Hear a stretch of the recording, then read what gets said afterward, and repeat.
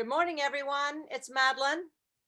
Delighted to have you with us. Please share your name, organization, and the community you serve in the chat box so that our speakers will get a chance to see where you're calling in from and what communities you serve. We'll start in a few moments. We're going to wait till everyone's in.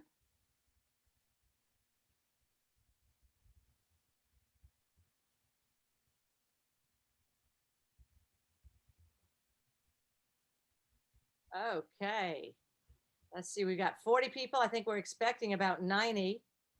So we'll give it a few more minutes.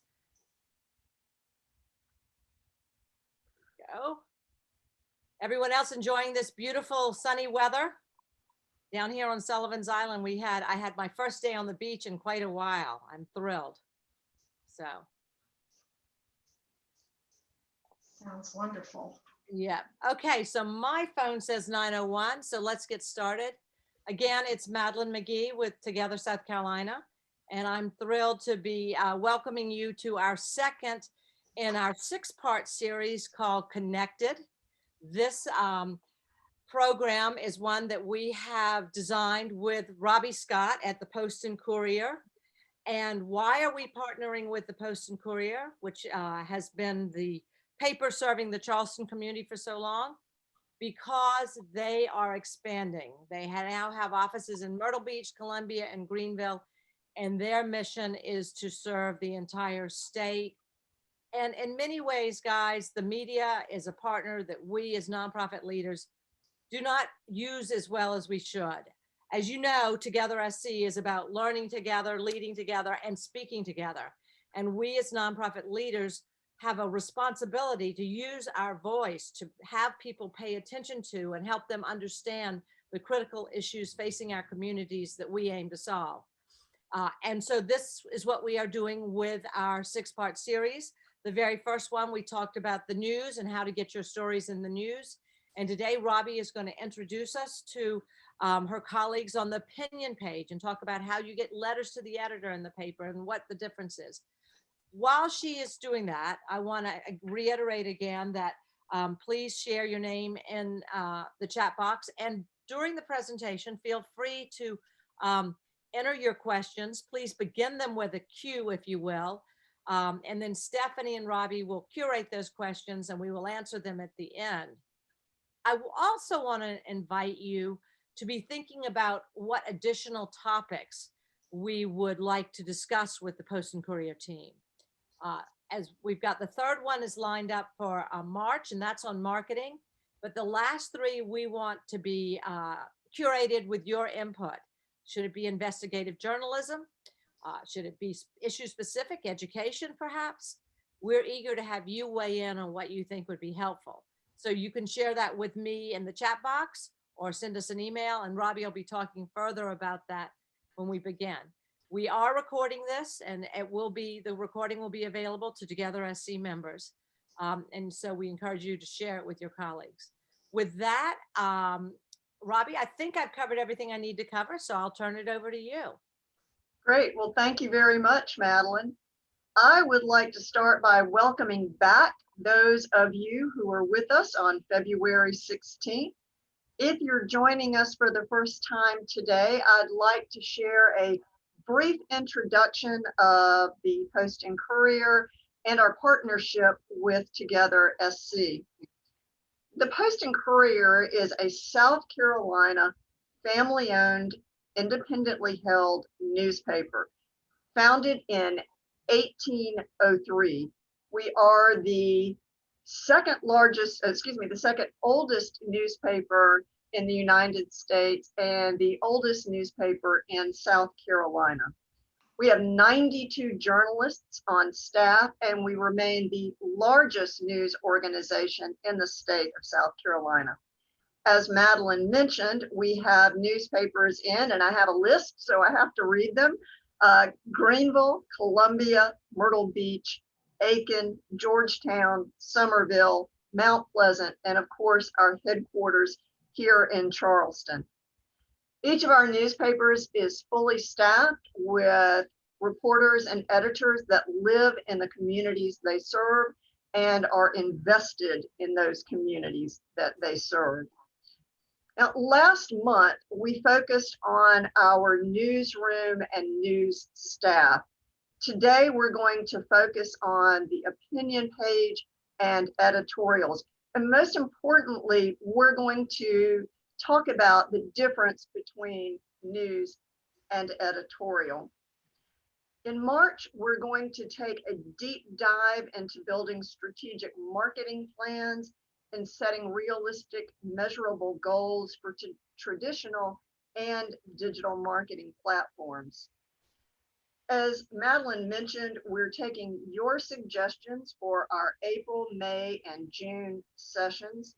Some suggestions that we've received so far include our climate reporting, our Uncovered series, which launched on Sunday, and our report on homelessness.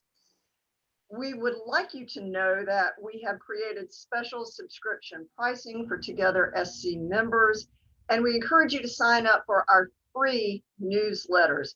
We'll email you with links to both of those after today's session. We're going to kick off this morning with our series by introducing you to our editorial editor, Rick Nelson. He'll be joined by editorial writer, Cindi Scoppe. Rick has been with the Post and Courier for 36 years, much of it as a newsroom leader. He's covered a variety of beats as reporter, including courts, crime, municipal government, and general assignments. And by the way, he was a sports writer for 8 years. His last position in the newsroom was managing editor, helping to run the day-to-day operations of the newspaper. He was named Editorial Page Editor 3 years ago. Today, we're going to follow a town hall format with our presentation followed by Q&A. And as Madeline already suggested, would you please put a Q in front of your questions so that we can differentiate them from your comments. After our session ends, you'll receive all of our contact information so that you can continue to stay connected.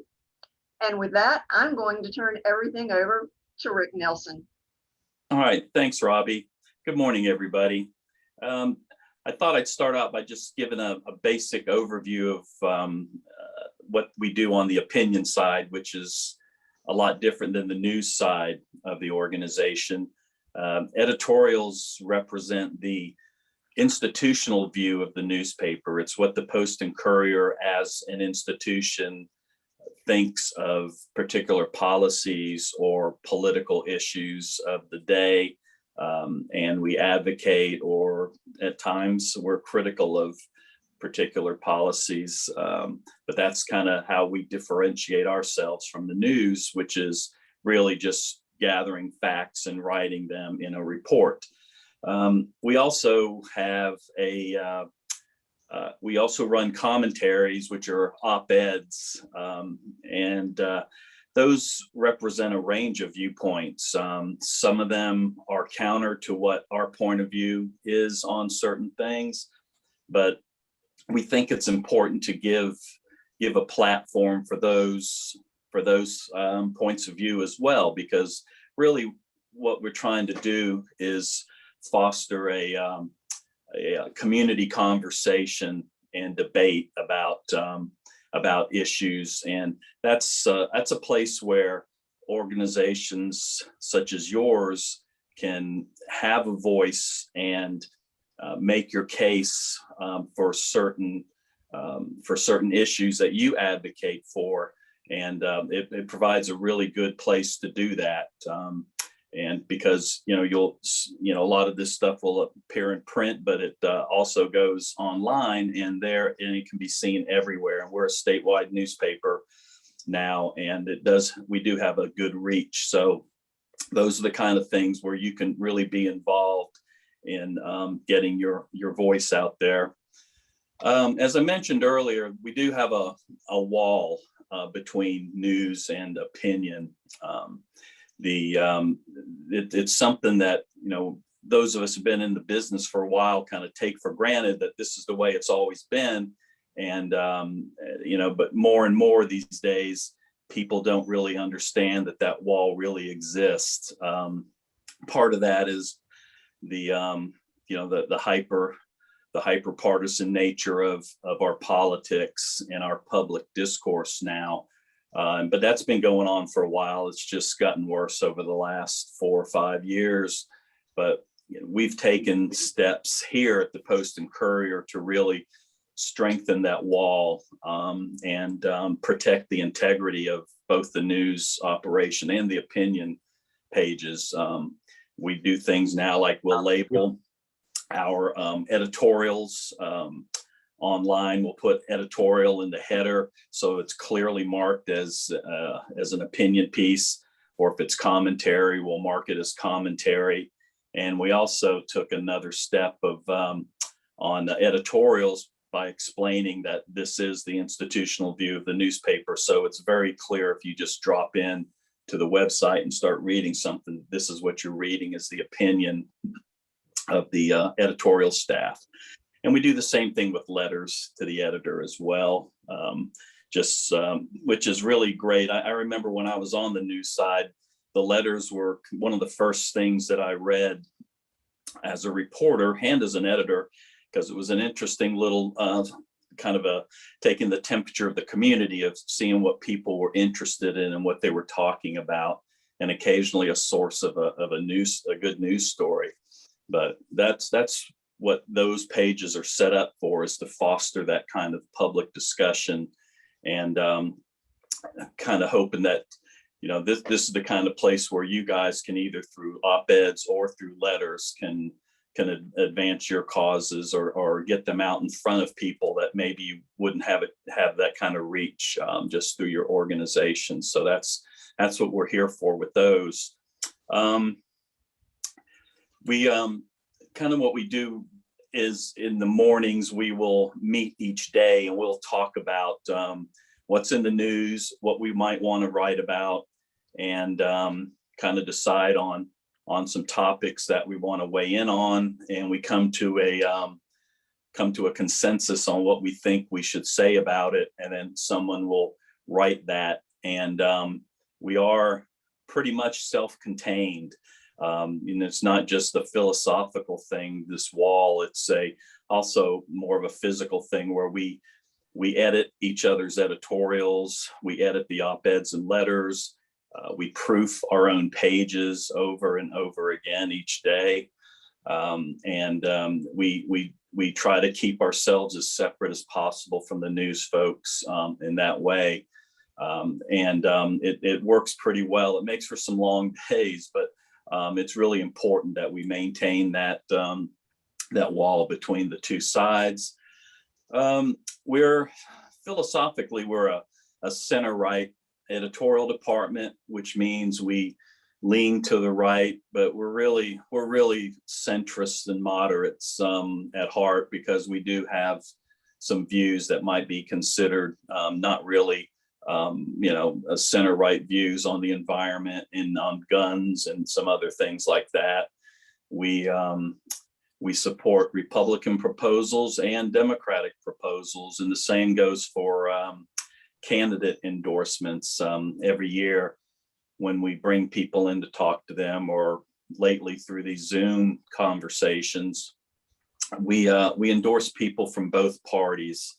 We're not rigid Republican or Democrat, and we will every year endorse people from both parties. We really do that based on their stance on issues, not really party. So that's a tough place to be in, kind of in the middle there in this day and age, as the rancor has heated up, because we're I won't say we're tribalists, but we do hear it from both sides, the left and the right. It depends on the day and what we're writing about. But those are the kind of things that we do each day. And Mitch is the executive editor, and I used to work very closely with him when I was in the newsroom. And I don't talk to him a whole lot anymore just because of our different duties, but they do a terrific job and on their reporting and what they dive into. And we spend a lot of time combing through our newspaper and other newspapers as well, looking for good topics to write about each day.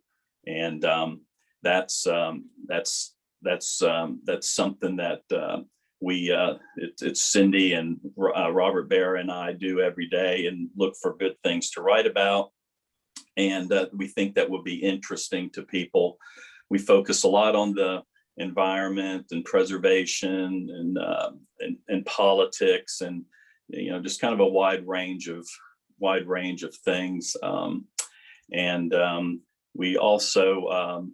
We also spend a lot of time reading and researching things. We write an editorial. It may only end up being 500 or 600 words, but we may have spent 6 hours reading things and taking notes and researching and doing our own interviews beyond what you see in the newspaper and the news stories, because we check things out for ourselves as well and try to answer questions that come up through our own reporting. So that's kind of the basics of how the department works. Cindi is here with us today. Robert Barra is back in the office. He's just coming off a little 4-day weekend, but he's back in the office doing some work right now. But at this time, I'd like to hand it over to Cindi and let her talk some more about what it is that we do. Thank you, Rick, and happy Shrove Tuesday, everybody. One word that I would add to what Rick said when he was talking about sort of where we are on the political spectrum is pragmatic. I think of us as pragmatic conservatives. We're, sort of hew to the traditional conservative viewpoint a little bit, but pragmatism always comes first. And that's why we, support a lot of issues that are considered liberal,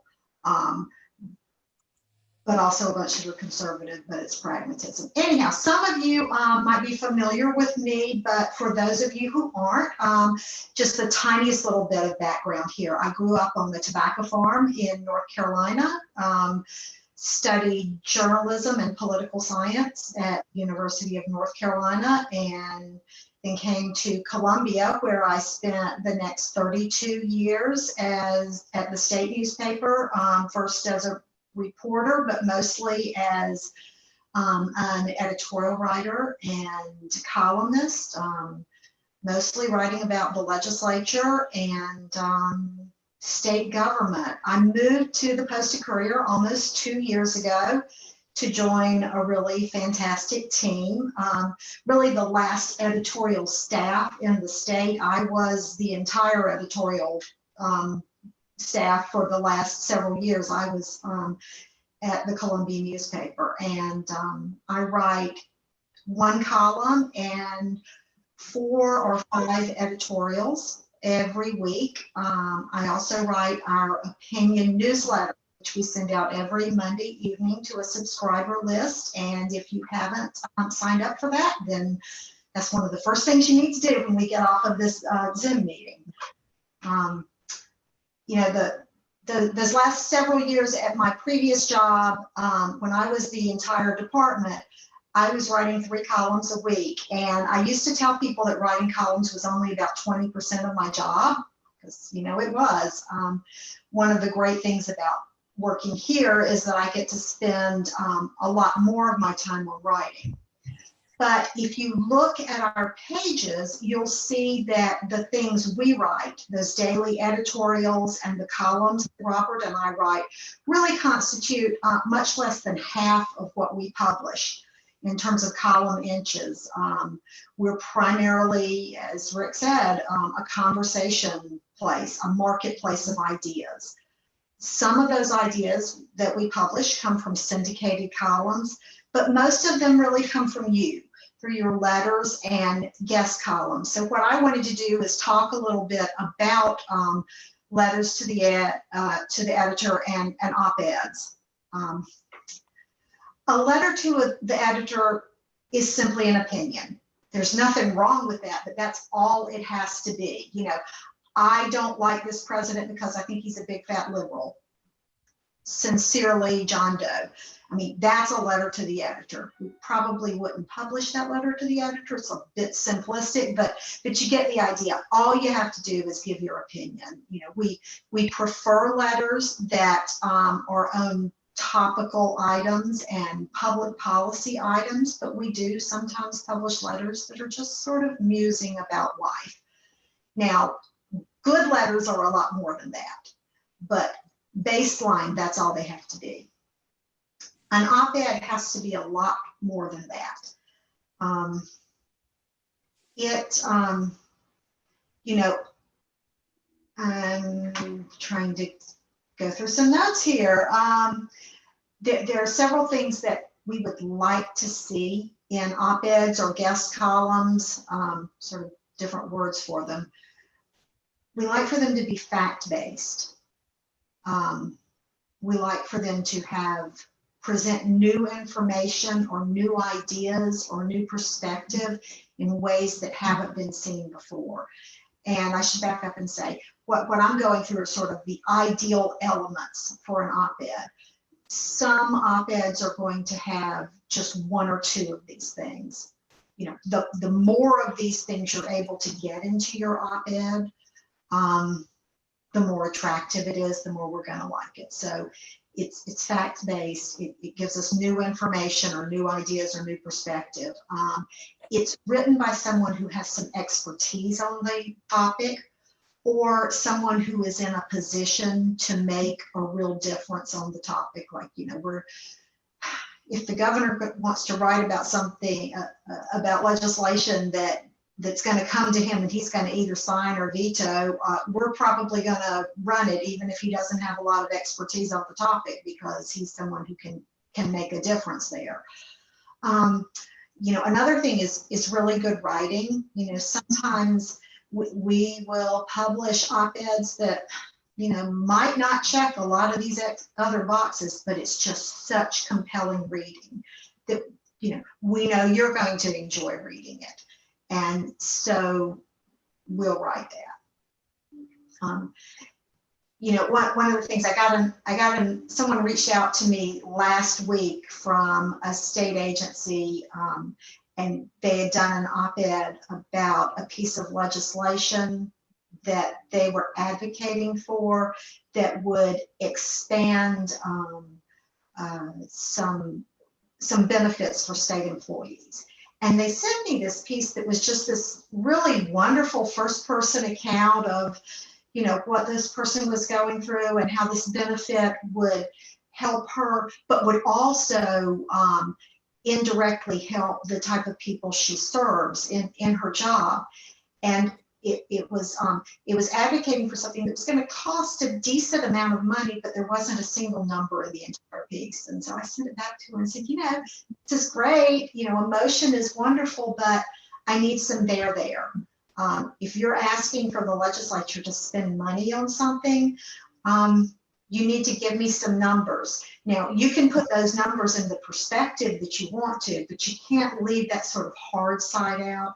And I think that is something that I would encourage all of you to think about when you're thinking about submitting an op-ed.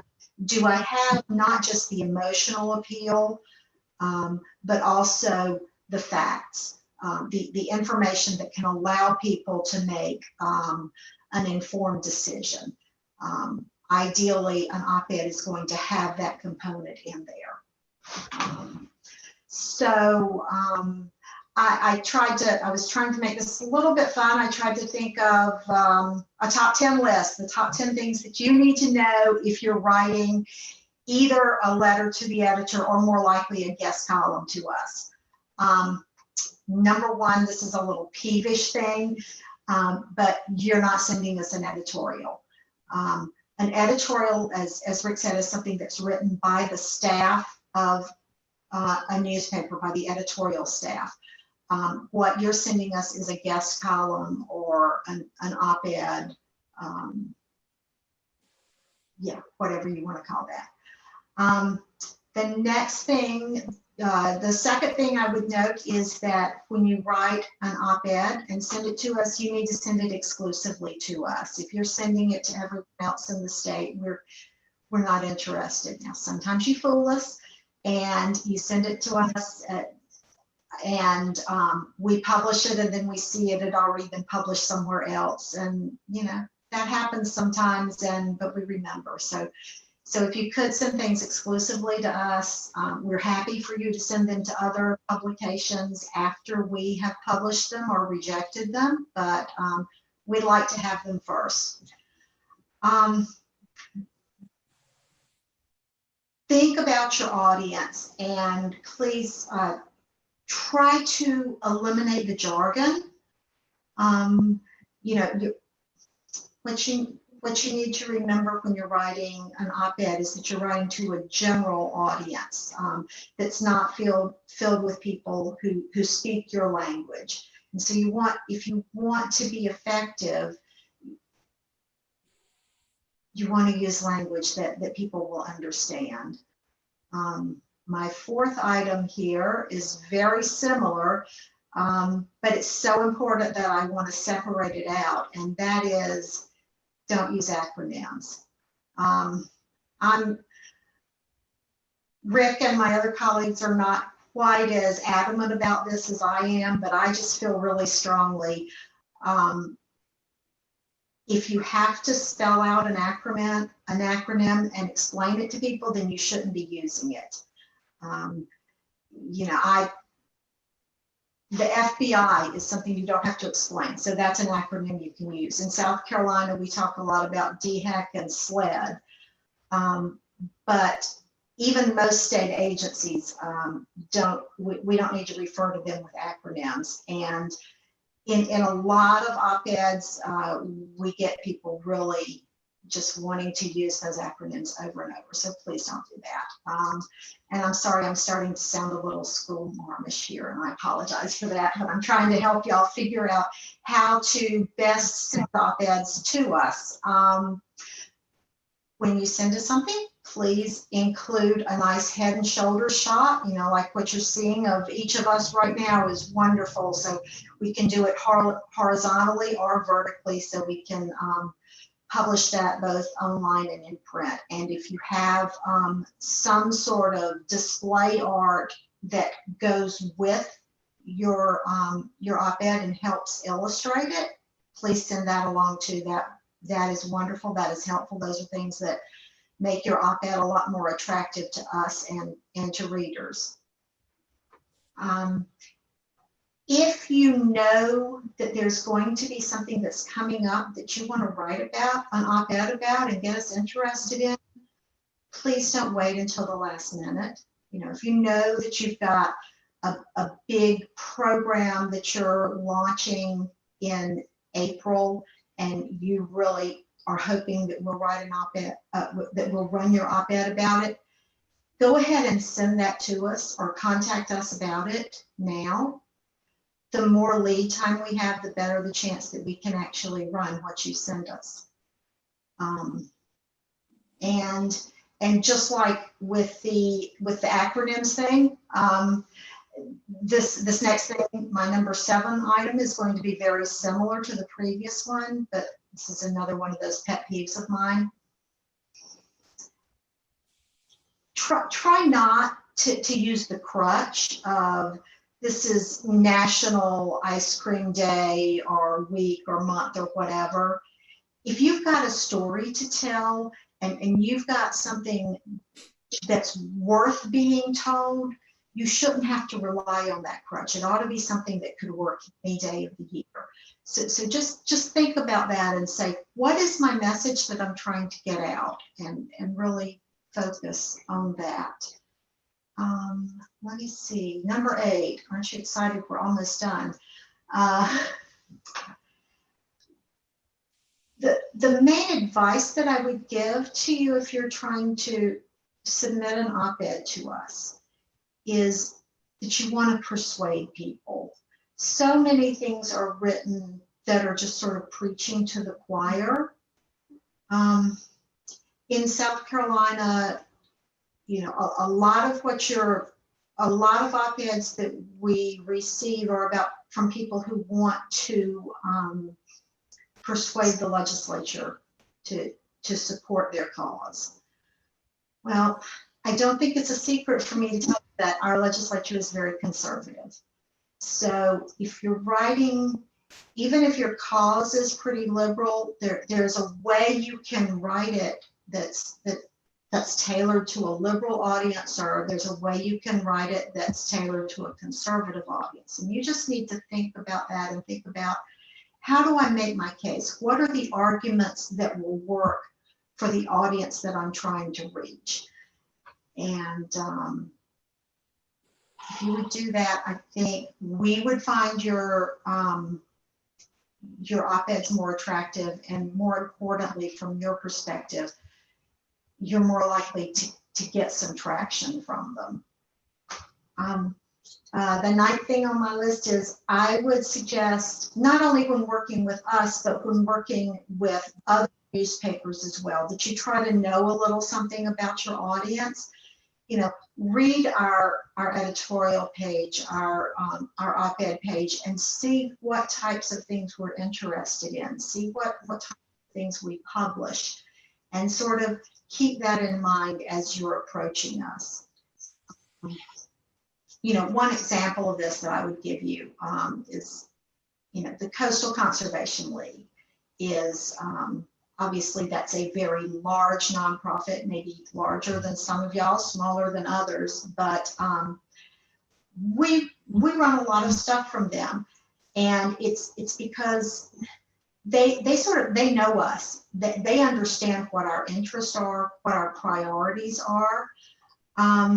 And this is going to get into a question that I think someone asked in the pre-submitted questions. You know, how do I know when to submit a letter or an op-ed, or how do I know when to sort of pitch to y'all and try to convince y'all to write an editorial about our topic that we're interested in? You know, I will frequently get an email or a phone call with someone from the Coastal Conservation League saying, hey, this bill is coming up. We think it's something that you'd be interested in, and we'd love for you to write an editorial or a column about it. I've got someone who can talk to you about this if you'd like. And, you know, sometimes I say, no, not really, I'm not interested. Why don't y'all send us an op-ed on that or something? But they watch us closely enough and understand enough about our interests, and not just ours as an editorial staff, but mine individually, that yet they usually hit it right when they contact me. Say, yeah, you know, I think I do want that. And so if you come to us with some knowledge of what our interests are, then you're more likely to get a receptive audience, whether you're pitching an op-ed or trying to convince us to write an editorial. And the 10th thing on my top 10 list is that you should subscribe to the opinion newsletter, which we publish every Monday evening, and Robbie will be sending out, I think Robbie will be sending out a link to that in a little bit. And you know, I had a bunch of other stuff that I was going to talk about, and I've sort of skipped through it in my notes, but it looks like we're getting a ton of questions. So I want to just pitch this right back to Rick, and then we can get into answering some of your questions, which I think is going to be a lot more interesting than me talking to you. All right, thanks, Cindi. I appreciate it. Those are really good tips for people to interact with us and get their ideas into the paper. One thing we would ask is op-eds, if you try to keep them to a maximum of 600 words, and letters about 250 is what we try to work with. Some things make better letters than op-eds, and vice versa. But we get about probably over 400 letters a month. So obviously everything doesn't get in, and we get probably over a dozen op-eds every week, sometimes more, depending on what's going on. And all of those won't make it either. So, you know, just if you follow a lot of what Cindi is saying there, you stand a much greater chance of getting your letter or your op-ed into the paper. Okay. All right. Did we want to tackle some questions? Yes. I'm going to jump in. We have several pre-submitted questions, and I've also been lurking in the chat and pulling questions from there. So Rick, I'm going to start with you. This is a two-parter. First part is, does each paper have its own editorial team, or does one team handle all the local editions? This is for us, our different editions like Greenville, and yeah, we have our own. They don't have editorial writers at those newspapers, but they are free to use our editorials in their editions, and also op-eds. Sometimes you'll get stuff that's very specific to a particular area, and say Greenville or Myrtle Beach or Columbia, and that's where those will end up, is in their product. And some of the broader op-eds will end up in the Charleston paper as well. But they can use our stuff, you know, as they like. Let me just jump in a second, because I wonder if maybe that question was a little bit broader. I think, Rick, maybe you were thinking about the Post and Courier papers in Myrtle Beach, Columbia, and Greenville. It could be that that question was also thinking about the Aiken paper and some of those others that are not Post and Courier. I know Aiken has its own editorial staff and writes. I think some of those other papers do as well. And yeah, they operate completely independently of us. Yeah, it's a good point. I'm going to piggyback on this. I mean, you touched on this a little bit, Rick, but does the perspective of the opinion pages differ from city to city, or do you aim to have kind of a shared opinion for all editors and all papers? As Cindi mentioned, Aiken, for instance, they do their own thing, and they don't check with us or you know, consult with us on anything. Their opinion is their opinion, and same thing goes for us. You know, we do our own thing, and we represent the Post and Courier. But these other ones that have staff written things, they are completely independent of us. Great. Follow-up question from the chat. Should for example, a Greenville letter or opinion be submitted to your staff in Charleston or to the local news staff in Greenville? To the local staff in Greenville. Fantastic. Let's see. A few other questions. Let's see. Dan is asking about pitching the editorial board. I know Cindi touched on it a little bit, but he's asking the best way to go about that when the goal is to ask you guys to write an editorial. Mm-hmm. Cindi, you want to handle that one? You touched on that. Sure. It's going to vary. You know, if you have a relationship with one of us on the editorial staff, you probably want to start by talking with that person. If you don't have a relationship, then I guess, Rick, do we have a general place that we want that stuff in, to the letters, or to you, or maybe to the three of us? I'm not sure.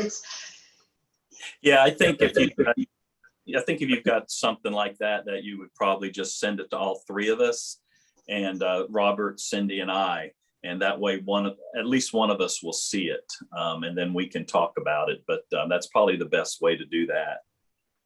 Yeah, and what I would say is, you know, be cognizant of the fact that we're getting millions of emails, or it seems that way. And, you know, on your initial pitch, try try to keep it short and sweet. I mean, if we're interested, we could come back and we can get more information from you. But, you know, I have emails in my inbox that are, you know, 600 or 700 words. And honestly, they sit there for a while before I get to them, because I'm coming in every day trying to write a couple of editorials and trying to do the reporting I need for those and trying to go through my email. And when I see a really, really lengthy email, I'm going to set it aside until I have time to look at it. So it's just like, you know, the email housekeeping that you do with anyone else. Make it short and sweet to start with, and then if we're interested, we can explore that some more. Great advice, thank you. Do you publish letters or op-eds submitted anonymously?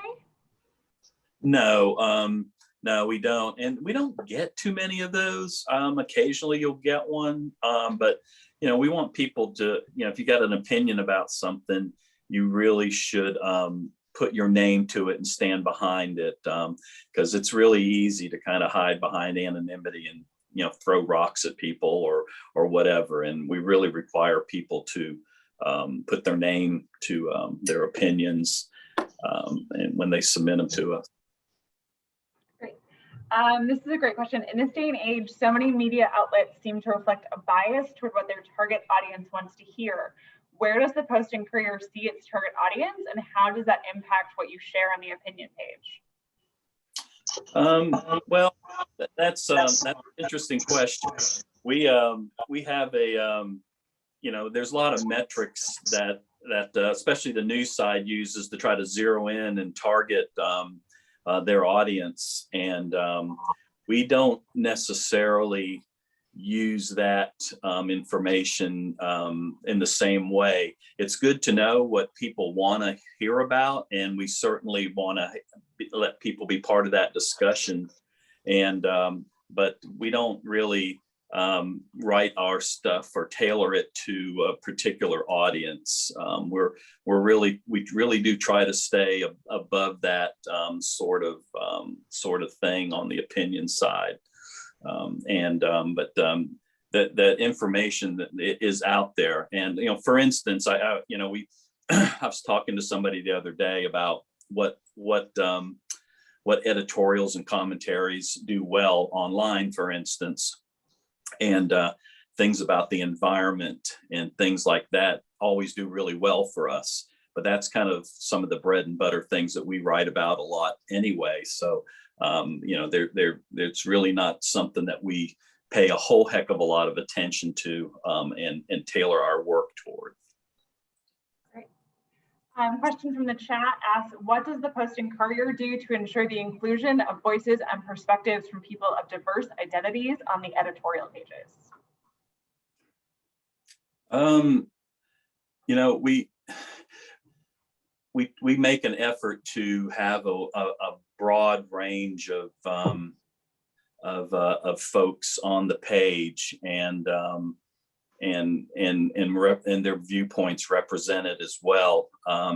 You know, that's something that's always in the back of my mind when I'm, you know, choosing what columns to run or what op-eds to run. We do make an effort on our end to do that. And, you know, I hope some of that's reflected in the pages. You know, it's not as easy to do in the letters, of course. You know, we do make an effort to do that on the commentary page. Great. What do you do when opinions vary among the editors and writers of the opinion pages? That's an interesting question.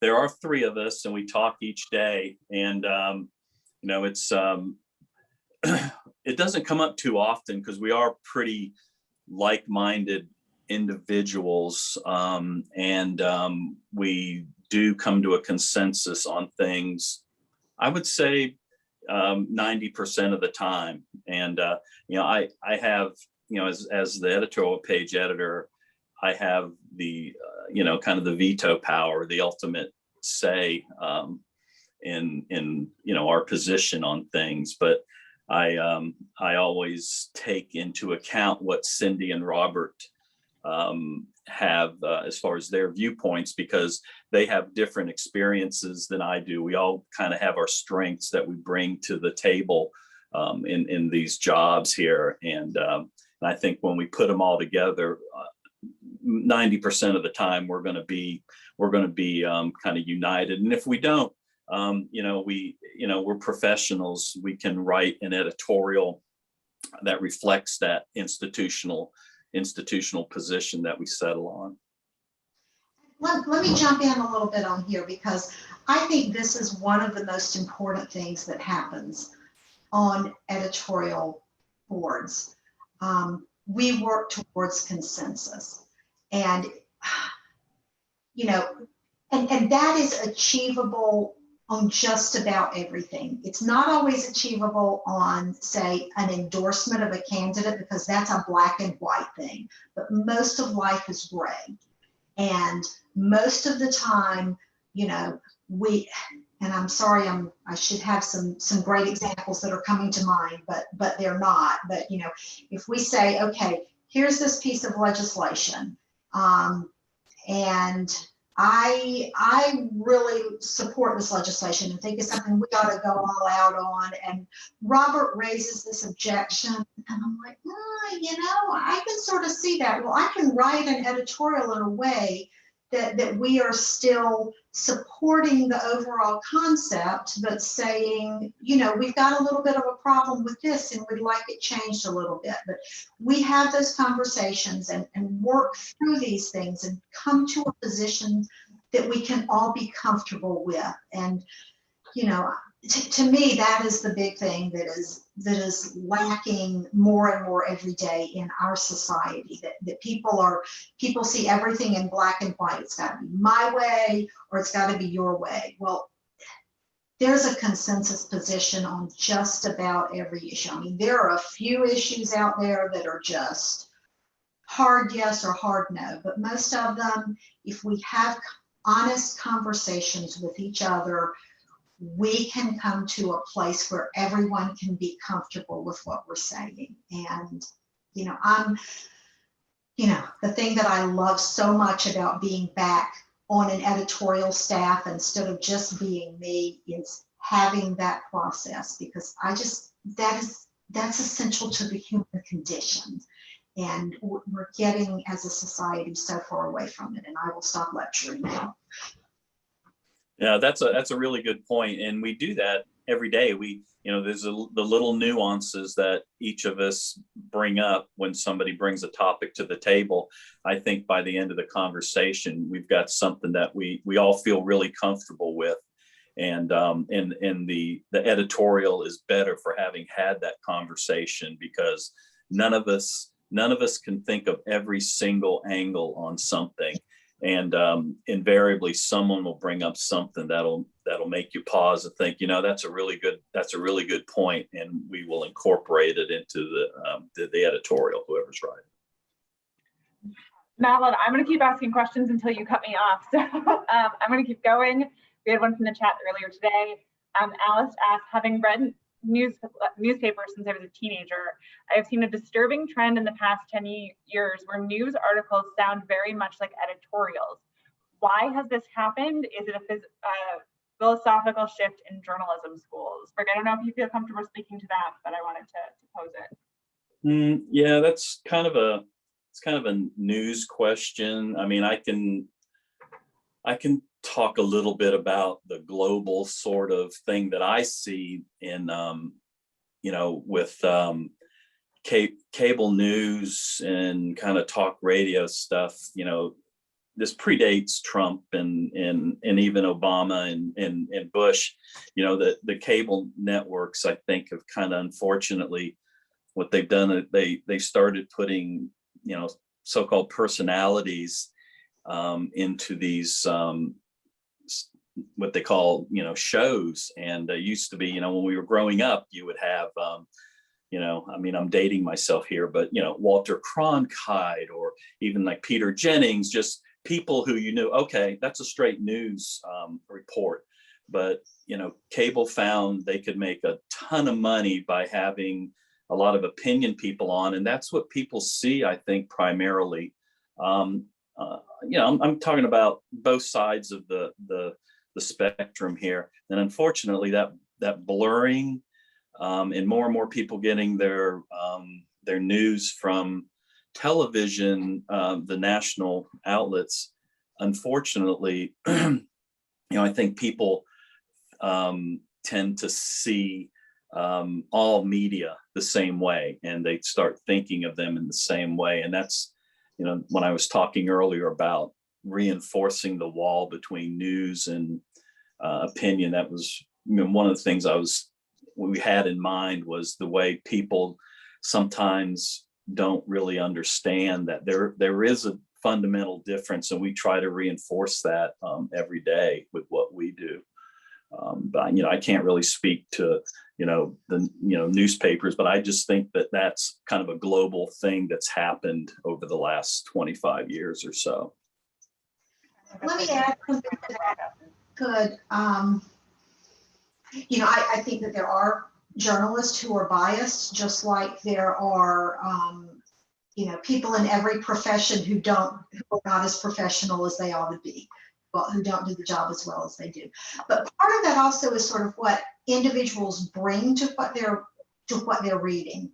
I get a lot of emails from people complaining that I'm biased, and I have to explain to them, well, actually it's my job. But also, interestingly, on the other side, and that's just a lack of knowledge, but I also get comments from people saying, oh, you're so objective. And I'm thinking to myself, no, what you mean by that is you agree with me. And so I think we've sort of all of us have allowed ourselves to get in this place where we think, okay, if someone says what I agree with, they're being objective. If they say something I disagree with, they're being biased. And, so that's the thing I think, and I think the people on this call are probably, more sophisticated than most readers and viewers, and they're able to distinguish that a little bit better, but it's a trap we can all fall into if we're not very careful. I think that's a great point. I think we do all bring kind of our own experiences to what we read. Cindi, I've got a couple questions for you. I'm going to pair them together. Okay. You've covered the State House for so long. What do you see as the most effective ways to change minds and advance legislation? And how can people tell if an opt-ed does influence state lawmakers? Boy, I wish there were good answers to those questions. One thing, and this is more advice I give individuals, because I think that the people in this room are already doing this. But the first thing is, you're not going to influence anyone if you don't try. And you start with your own legislators and tell them what it is you would like to see them do.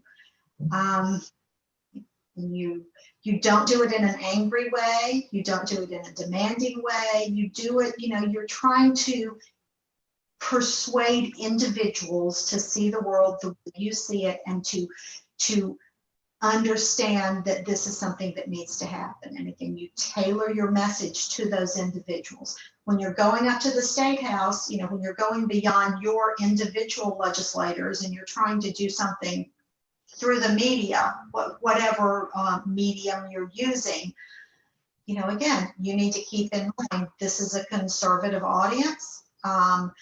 So you're going, so for instance, I don't know how effective this is not as effective as I'd like it to be, but I'm convinced that I'm going in the right direction, both strategically and also because I just think that philosophically it's a good place to go. When I'm trying to convince the legislature to spend, to devote more resources to 4K or something like that, I don't talk about how it's the morally correct thing to do to help poor kids. because I don't think that's the most effective message. I think the most effective message is to talk about how this is in the best long-term economic interest for the state of South Carolina, for us to really reach kids early and get them to be able to learn so that they can grow up and be productive tax-paying members of society who aren't getting arrested and, you know, costing us money in the criminal justice system. You know, do I also think it's a moral imperative? Yeah, but I know that's not a winning argument, and I know, you know, does that make any sense? You need to think about your message, and you need to remember that you're dealing with individual human beings, and you can't just, you know, spout off and make them angry. And you know, do ads make a difference? I mean, I think they do. I don't know of a way to measure that, you know, except, you know, there are, and the same thing with editorials, you know, there are occasions where you can see something is written and right away votes start changing on something. That does not happen often. To me, it's a victory when I make arguments over and over, and then I hear legislators start making those same arguments. I feel like, hey, wait, I'm getting through to people. So, you know, no, I don't know a good way to measure it. I have pushed us well over time on this, so I'm going to close this out with the Q&As. If you guys still have questions, we will share Cindi and Rick's contact information in the follow-up emails. But Robbie, I'm going to let you close us out. Great. Well, I want to thank everyone. What incredible conversations, really good questions. Cindi, I love the top 10. I thought that was great. I love that everyone put everything in lay terms, and just all of the suggestions were great. I also want to say a big shout out to Stephanie Dill, who is our chat room monitor, and who did a great job. We didn't get Stephanie introduced earlier, but thank you very much. I want to remind everyone that after our session today, we are going to be sending you an email with all of our contact information and all of the links to reach us. Again, and we've said it several times, but please remember that we do offer quite a few free newsletters. Cindi tapping in on hers. She wants you to get that one first.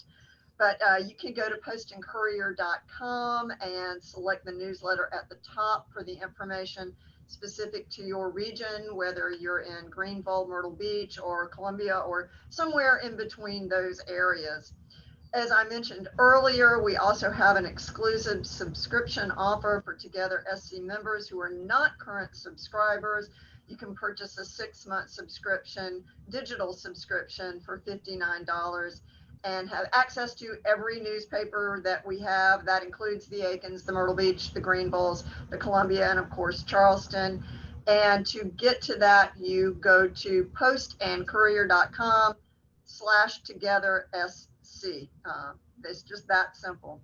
Want to also just share that our next session is going to be with our marketing team on how to build a strategic marketing plan. And I want to point out that that's not necessarily a marketing plan with the Post and Courier. We hope you do, but that's really going to be tactile and analytical conversation about how to get your message across, how to define your audience, how to measure results from your marketing. That will be on March 23rd at 9 a.m. And until then, I want to say thank you everyone for joining us. Madeline, thank you so very much. Have a great afternoon.